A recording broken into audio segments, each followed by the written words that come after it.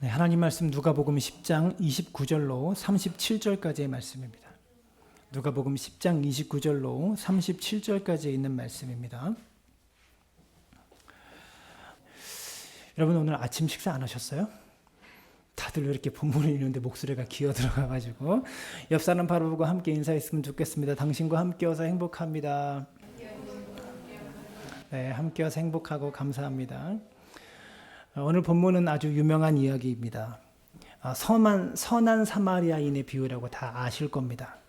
어떤 사람이 예루살렘에서 여리고를 향해서 내려가다가 강도를 만나서 이제 목숨이 왔다 갔다 하는 죽을 위기에 처했습니다. 이 불쌍한 사람이 신음하고 죽어가는 것을 보면서 제사장도 그냥 지나치고 레위인도 그냥 지나쳤는데 한 사마리아 사람이 다가가서 이 죽어가는 사람을 도운 이야기입니다. 이 강도 만난 자를 도운 이야기예요. 그래서 선한 사마리아인이라는 제목이 붙은 그런 비유라는 거죠. 이 이야기의 반전은 무엇이냐면 이스라엘 백성들이 그렇게 싫어하고 혐오하던 민족인 사마리아 사람이 돕는 자로 등장한다는 겁니다. 강도를 만나 죽어가고 있는 사람을 제사장, 여러분 제사장이면 도와야 되는 거 아니에요? 레위인이라면 가서 도와야 되는 거 아니에요? 그런데 이 두 사람은 그냥 지나치는데 유대인들이 그렇게 혐오하고 싫어했던 사마리아 사람이 강도 만나서 죽어가는 사람을 도왔다라는 그런 이야기죠. 그래서 당시 유대인들은 사마리아 사람을 사람 취급하지도 않았고요. 개만도 못한 존재로 여기고 지옥불의 땔감이라고 그렇게 표현했어요. 그 정도로 자신의 이름을 사마리아 사람이라는 이름을 자신의 입에 올리기를 싫어했다라는 거죠. 그래서 이 이야기의 끝에 누가 이웃이 되겠느냐라고 예수님 물으셨을 때 율법학자가 뭐라고 말하죠? 사마리아 사람입니다라고 대답하지 않고 자비를 베푼 자입니다라고 말했잖아요. 그런 사마리아 사람을 입에 꺼내기도 싫어서 그렇게 표현하는 거예요. 이 이야기가 매우 유명했기 때문에 유명해서 선한 사마리아인의 법이라는 법이 생겼습니다. 이 법이 뭐냐면 여러분 어떤 사람이 여러분 주변에서 위험에 처했는데 여러분이 위험하지 않음에도 불구하고 그를 도우면 내 생명에 지장이 있거나 내가 몸이 상해지거나 그런 위험하지 않은데도 불구하고 그를 돕지 않으면 처벌받게 되어 있습니다.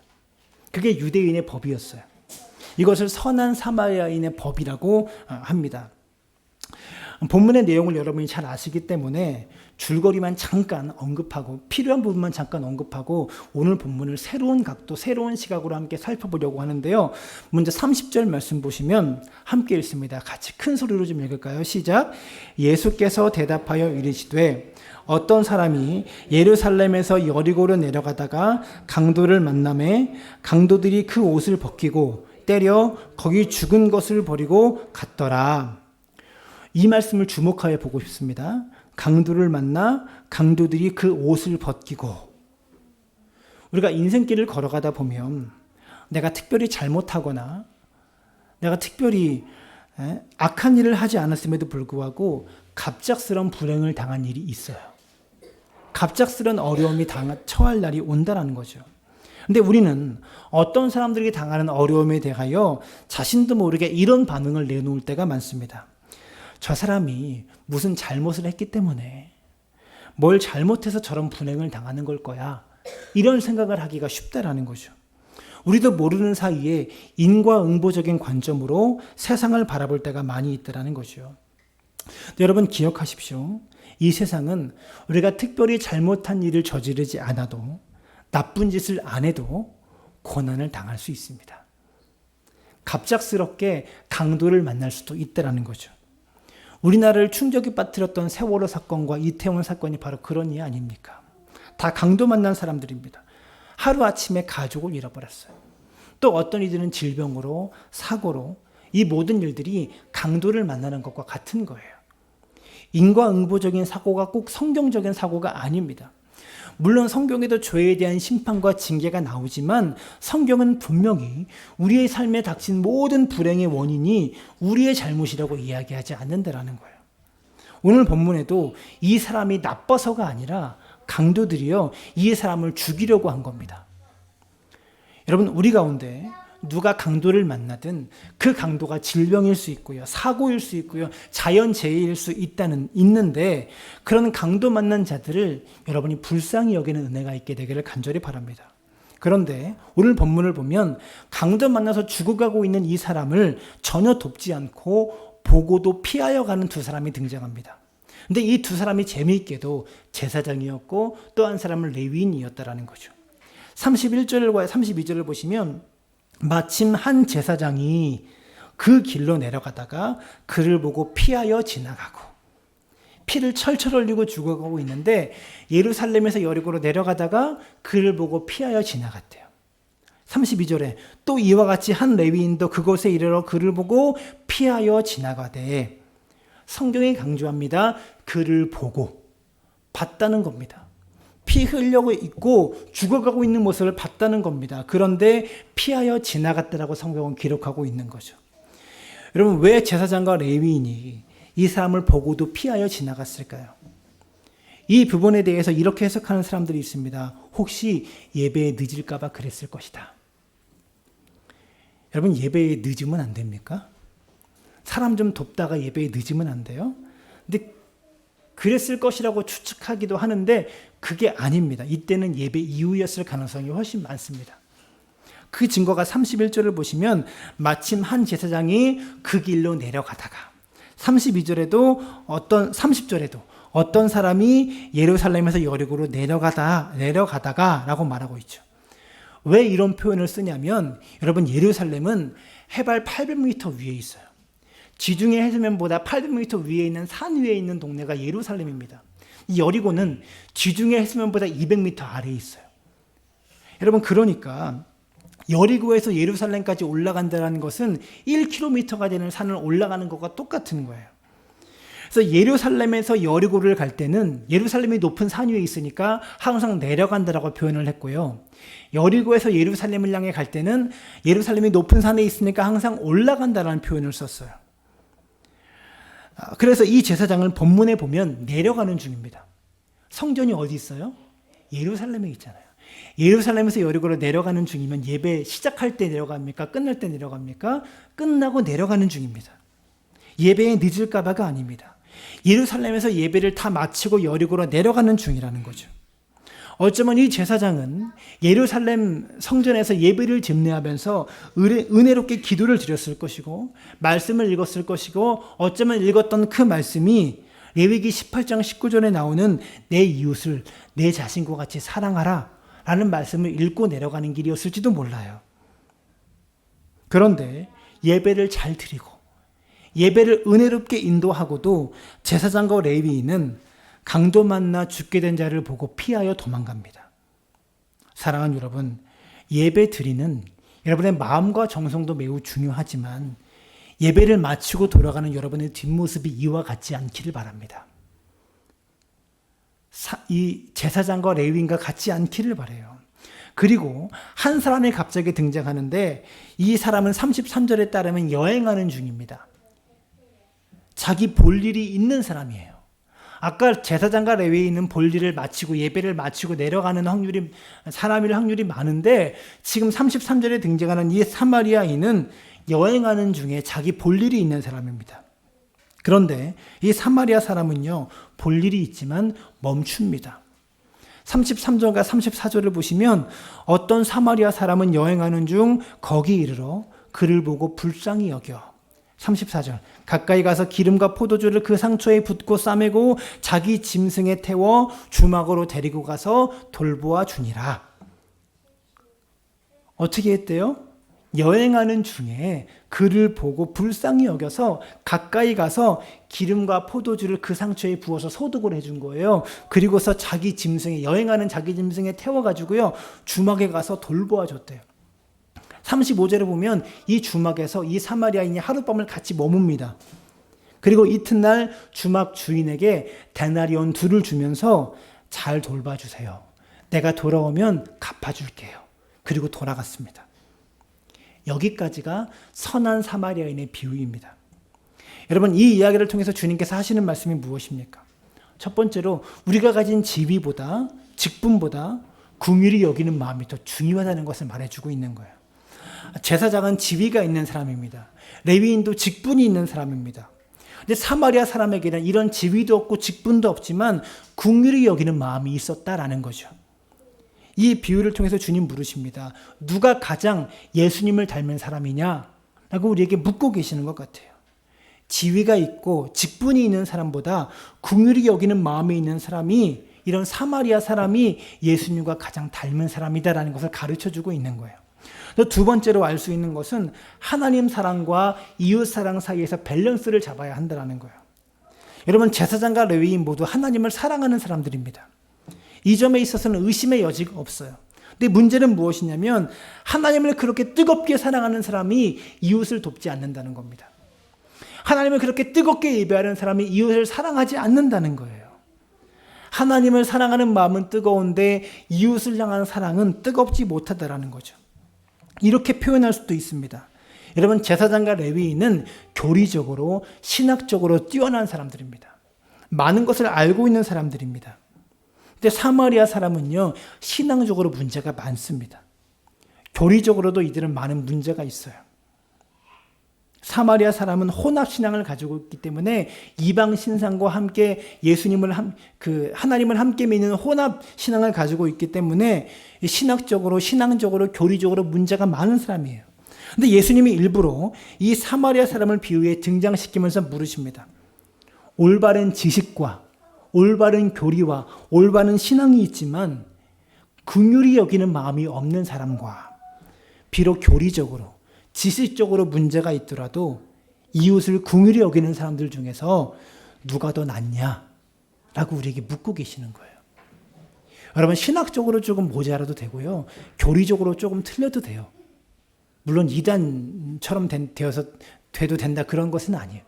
교리적으로 성경적으로 조금 몰라도 돼요. 근데 더 중요한 것은 이웃을 불쌍히 여기고 긍휼히 여기는 마음이 우리에게 있느냐라는 겁니다. 우리가 하나님을 사랑한다면 이웃도 사랑해야 되는 거예요. 올바른 지식만이 아니라 긍휼히 여기는 마음이 여러분의 마음속에 있게 되기를 간절히 바랍니다.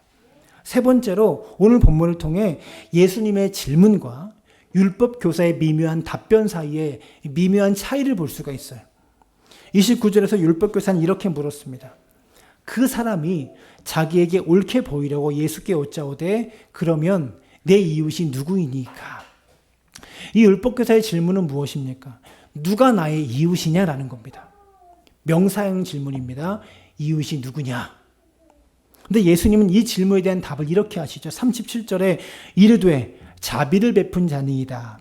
예수께서 이르시되 가서 너도 이와 같이 하라 하시니, 가서 너도 이와 같이 하라, 이웃이 되어라, 이렇게 말씀해주고 있는 겁니다. 차이를 아시겠습니까? 율법교사는 누가 우리의 이웃입니까? 라고 명사형으로 물었다면 예수님은 가서 이웃이 되어주라 라고 동사형으로 대답하고 있는 거예요. 명사형 질문에 대해서는요, 토론의 주제가 되고 논쟁의 주제가 되고 연구의 주제가 됩니다. 누가 이웃인가? 과연 누가 이웃이 되어줄 것인가?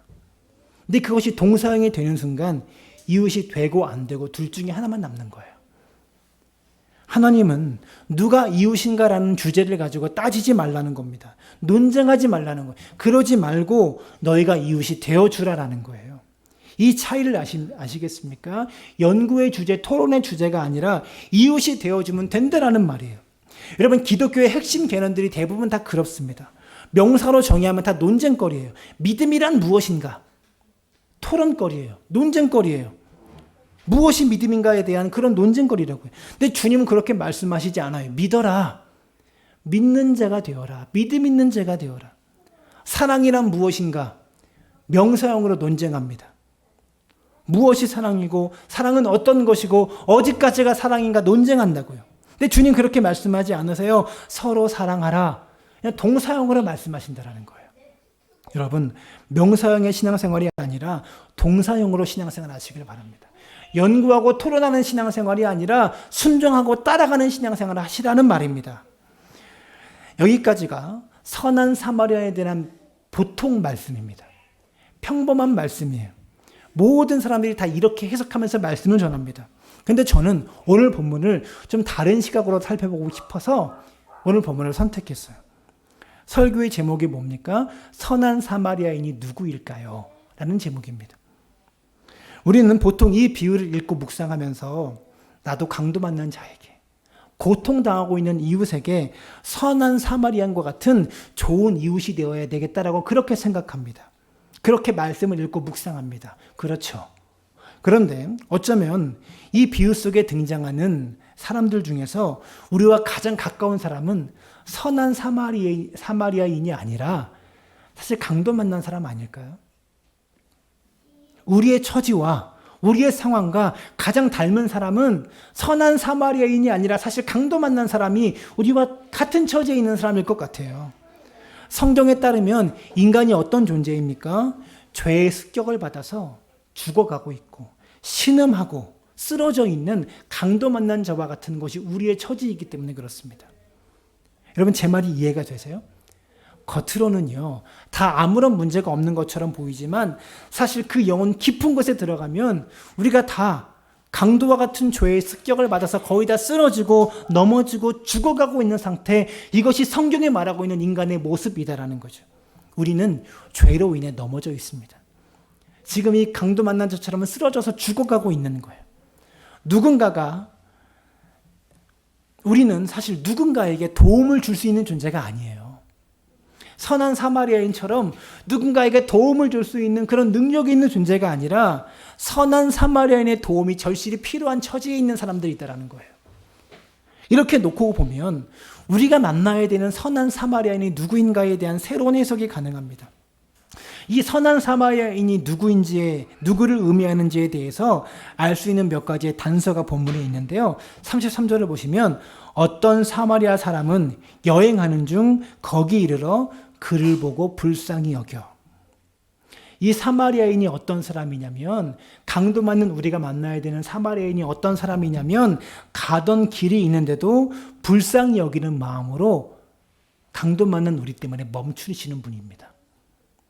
바쁘지만 자신도 목적이 있지만 불쌍히 여기는 마음 때문에 가던 길을 멈추시는 분이시다라는 거예요. 두 번째 단서는 34절에 보시면 가까이 가서 기름과 포도주를 그 상처에 붓고 싸매고.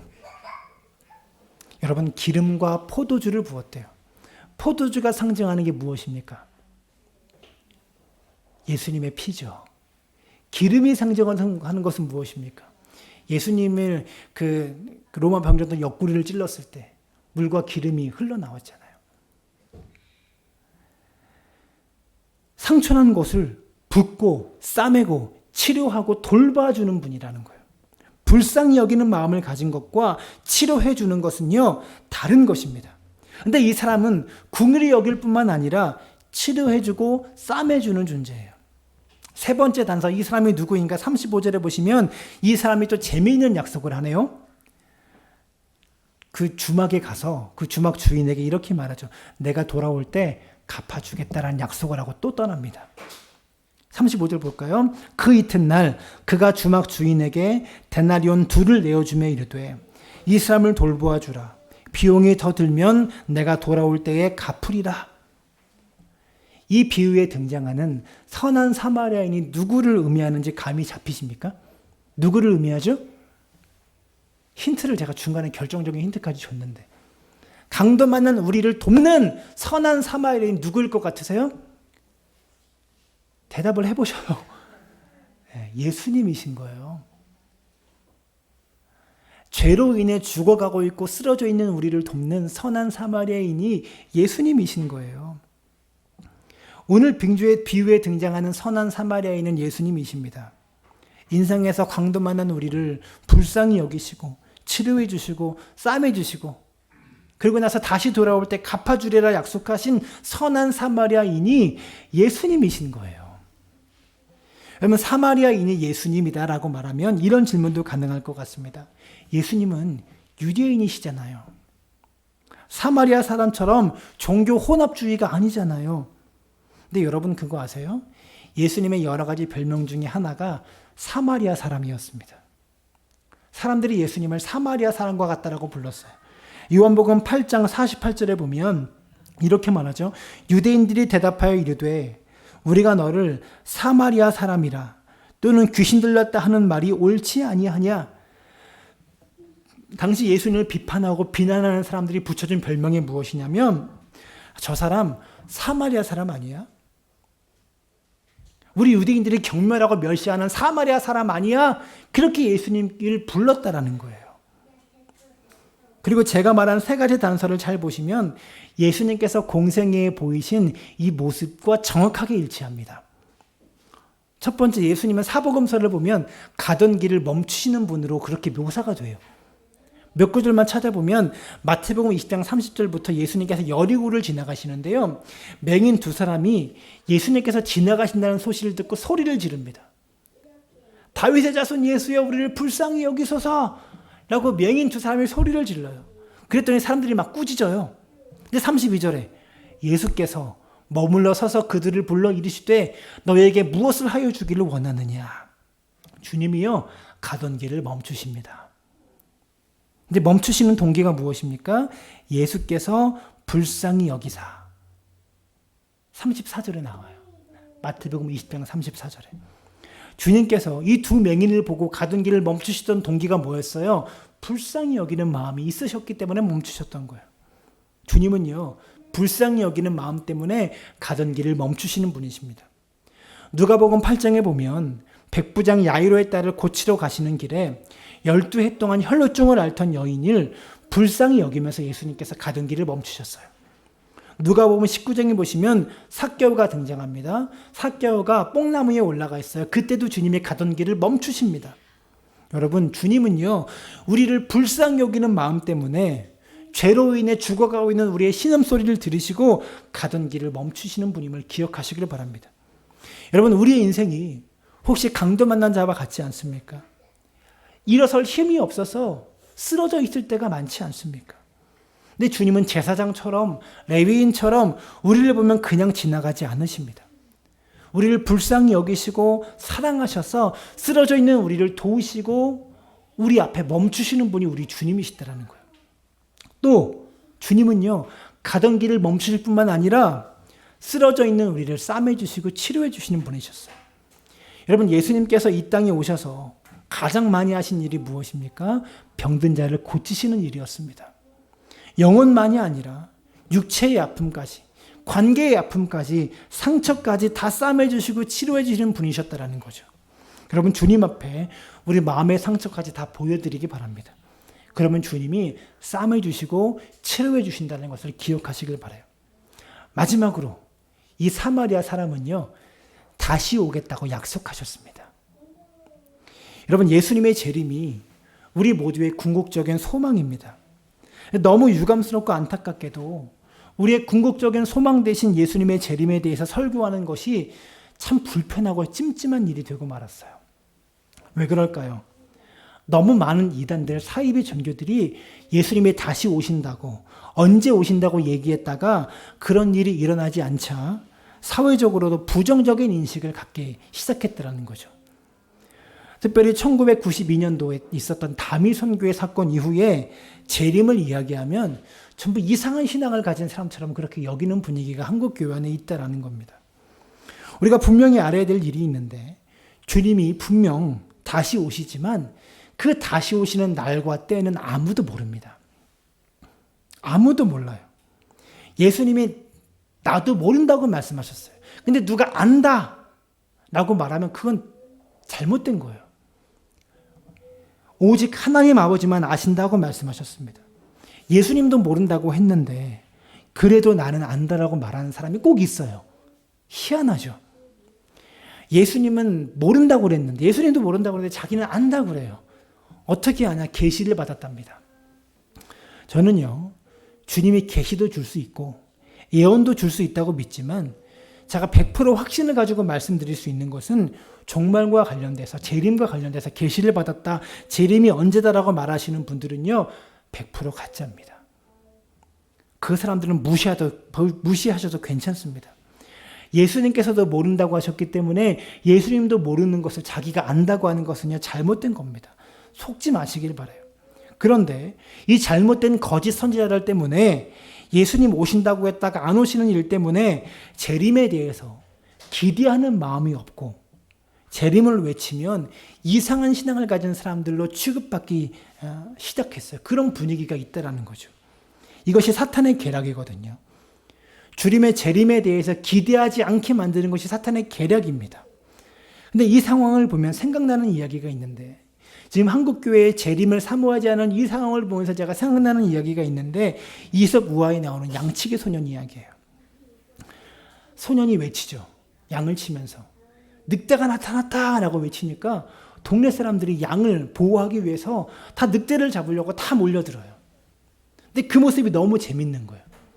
근데 늑대가 아무리 찾아봐도 사람들이 없자 다시 들어갑니다. 며칠 지나서 이 소년이 또 거짓말로 늑대가 나타났다 라고 외칩니다. 사람들이 헐레벌떡 뛰어나서 양을 지키려고 다 몰려들죠. 근데 또 아무리 봐도 늑대가 없는 거예요. 이게 계속 거짓말이 반복되다 보니까 이 소년이 진짜 늑대가 나타나서 늑대가 나타났다라고 외치는데 아무도 늑대를 잡으러 오지 않는 거예요. 여러분, 이 이솝 우화의 늑대 이야기가 주는 교훈이 무엇일까요? 세상적인 교훈은 거짓말하지 말자라는 겁니다.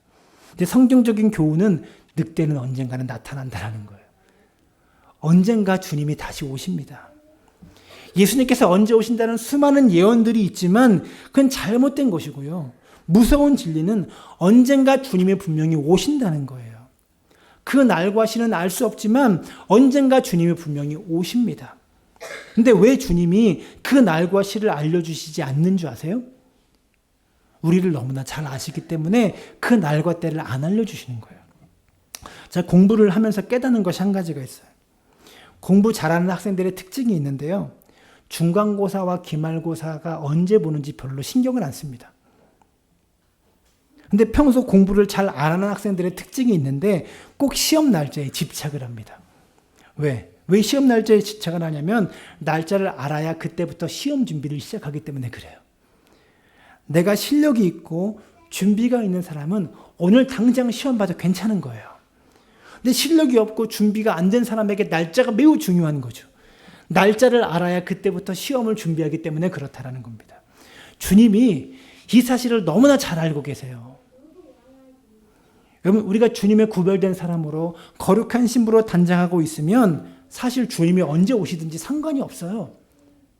근데 내가 준비가 안 돼 있고 평소에 방탕한 삶을 마구마구 살아가니까 주님 언제 오신지를 꼭 알아야 돼요. 왜? 최소 한 달 전부터는 내가 준비하고 있어야 되니까. 주님이 이 사실을 너무나 잘 아셔서 알려주지 않는 겁니다. 만약 주님이 지금부터 20년 뒤에 오신다면 어떡하겠어요? 땡큐죠. 왜 19년 동안 내 마음대로 막 살다가 딱 그 1년만 열심히 신앙생활하면서 주님 맞이할 준비하면 되니까. 그래서 주님이 안 알려주시는 거예요. 여러분, 기억하시기 바랍니다. 주님이 언제 오시든지 준비된 하나님의 사람들 되시기를 주님의 이름으로 부탁을 드립니다. 내가 준비되어 있는데 주님이 오시면 마라나타죠. 아멘 주 예수여 오시옵소서. 그렇게 주님 맞이하는 겁니다. 내가 살아있는 동안 안 오시면 영광의 나라에 가서 우리가 그때 주님 맞이하면 되는 겁니다. 여러분, 종말에 대한 잘못된 신앙에 속지 않게 되기를 간절히 바랍니다. 물론 주님이 속히 오신다고 말씀하셨습니다. 속히 오신다고 말씀하셨어요. 근데 2000년이 지났는데도 예수님께서 부활하시고 2000년이 지났는데도 지금까지 안 오고 계시잖아요. 그럼 우리가 속은 겁니까? 예수님께 속은 거예요? 속히 오신다고 하셨는데 아직까지 안 오시니까 우리가 속은 겁니까? 아니에요. 베드로후서 3장 8절에 보면 이렇게 말합니다. 자, 큰 소리로 함께 읽습니다. 3장 8절 시작. 사랑하는 자들아, 주께는 하루가 1000년 같고 1000년이 하루 같다는 이 한 가지를 잊지 말라. 주께는 어떻대요? 하루가 1000년 같고 1000년이 하루가 같대요. 무슨 말이냐면 하나님의 시간대와 우리의 시간대가 다르다라는 겁니다. 우리는 24시간이 하루지만 주께는 1000년이 하루래요. 이틀 지난 거예요. 하나님의 시간대와 우리의 시간대 계산법이 다르다라는 겁니다. 예수님께서 속히 오시겠다고 하셨지만 그건 예수님의 시간대고 우리에게 맞는 시간대가 아니라는 거죠. 이런 비유를 드리겠습니다. 한 시골에 착한 아들이 있었습니다. 아주 착한 아들이었어요. 이 아들이 미국으로 석박사 과정을 하기 위해서 유학을 떠나게 되었습니다. 미국으로 떠나면서 늙으신 부모님을 이 시골에 두고 가는 게 너무 마음이 아파서 부모님께 이렇게 이야기하였습니다. 아버님, 어머님, 다른 사람은 이 석사, 박사 학위를 미국에서 받고 오면 석사 과정 3년, 뭐 박사 과정 한 5년, 그래서 거의 한 10년 정도 걸리는데 저는요, 속히 오겠습니다. 10년 걸리지 않고 최대한 빨리 해서 속히 오겠습니다. 남들보다 늦게 안 오고 남들보다 빨리 속히 박사 과정까지 마치고 오겠습니다. 이렇게 약속을 남기고 떠났습니다. 근데 이 이야기를 누가 들었냐면 이 착한 아들 방에 사는 하루살이가 이야기를 들은 겁니다. 이 하루살이가 착한 아들을 닮고 싶었고 이 착한 아들을 너무 사랑했던 하루살이가 이 아들을 사모했습니다. 빨리 우리 아드님이 돌아오시기를. 그래서 이 하루살이가 아드님이 분명히 속히 오겠다고 약속했기 때문에 사모하는 마음으로 평생을 기다렸습니다. 아드님이 다시 오시기를. 근데 평생을 기다려도 아드님이 안 오시는 겁니다. 왜 안 오셨을까요? 하루살이가 하루밖에 못 살기 때문에. 그래서 하루살이가 죽으면서 아들에게 유언을 합니다. 아들아, 우리 착한 아드님은 거짓말 하실 분이 아니다. 내 때는 못 오셔도 너의 때에는 곧 오실 거야. 너는 평생을 바쳐서 아드님을 기다리거라. 근데 이거 아들 하루살이가 평생을 기다렸는데도 아드님이 오시지 않았습니다. 그래서 하루살이의 몇 대가 계속해서 흘러가고 있다고 지금 그런 얘기가 있어요. 여러분, 하루살이가 속은 걸까요? 아니죠. 하루살이의 평생은 하루이기 때문에 하루살이의 시간대와 인간의 시간대가 다르다라는 거예요. 하나님의 시간대와 우리의 시간대가 다를 수밖에 없는 겁니다. 주님은 시간 바깥에 계시는 분이십니다. 시간 안에 계시는 분이 아니라 시간을 만드시고 창조하신 분이십니다. 주님이 정하신 시간에 주님의 주권대로 다시 오신다는 것을 우리 모두가 기억해야 되는 것입니다. 베드로서 3장에 따르면 예수님의 재림이 지연되는 이유를 말하고 있어요. 예수님께서 재림하시는 그 재림이 지연되는 이유가 무엇이냐면 한 사람도 멸망하지 않고 다 회개하기를 원하시기 때문에 그들이 회개하기를 기다리신답니다. 그런데 언제까지 재림이 지연되지 않습니다. 우리가 예수님의 재림의 시기와 관련해서 알 수 있는 단서 한 가지를 꼽자면 온 세상에 복음이 전파되면 그제야 예수님께서 오신다고 말씀하셨습니다. 온 세상에 복음이 전파되면 그 한 가지의 단서만 성경에 주셨어요. 이것 외에는 우리 모두는 아무도 재림의 때를 예측할 수가 없는 거예요. 1989년도에 전 세계에 복음을 듣지 못한 미전도 종족의 숫자가 12,000여 개의 종족이 있었대요. 1989년도에. 그로부터 20년 뒤인 2008년을 기준으로 복음을 듣지 못한 미전도 종족은 6,400개의 종족이라고 합니다. 시간이 앞당겨지긴 했어요. 분명히 20년간 지금 2008년 기준이니까 30년간 재림의 시간이 점점 앞당겨지고 있는 것은 사실이에요. 여러분, 지금으로부터 130년 전에 아주 흉악한 미전도 종족이 한 종족이 있었습니다. 복음을 전하기 위해 들어온 선교사가 있었는데 그 선교사가 성경을 가지고 들어오자 그 선교자의 목을 무자르듯이 잘라버린 아주 흉악한 미전도 종족이 하나 있었습니다. 그게 누구냐? 바로 우리 조선 민족입니다. 130년 전에 우리는 흉악하고도 아주 잔인한 미전도 종족이었어요. 근데 지금 우리는 세계 선교를 주도하고 있는 민족이 되었다라는 겁니다. 주님의 재림이 다가오고 있습니다. 우리가 주님의 재림을 사모하고 기다릴 수 있기를 바랍니다. 날짜에 집착하지 않기를 바랍니다. 자신을 단장하며 재림을 준비하는 것에 집착할 수 있기를 바랍니다. 강도 만난 우리를 선한 사마리아인 되신 예수님께서 불쌍히 여기시고 우리를 치료해 주셨습니다. 그 주님께서 우리에게 다시 돌아오겠다고 약속하셨습니다. 다시 돌아오면 내가 다 갚아주리라 약속하시고 떠나셨습니다. 오늘 주님이 오시더라도 거룩한 신부로 준비되어서 선한 사마리아인 되신 주님을 맞이할 수 있는 여러분 되시기를 주님의 이름으로 축원합니다.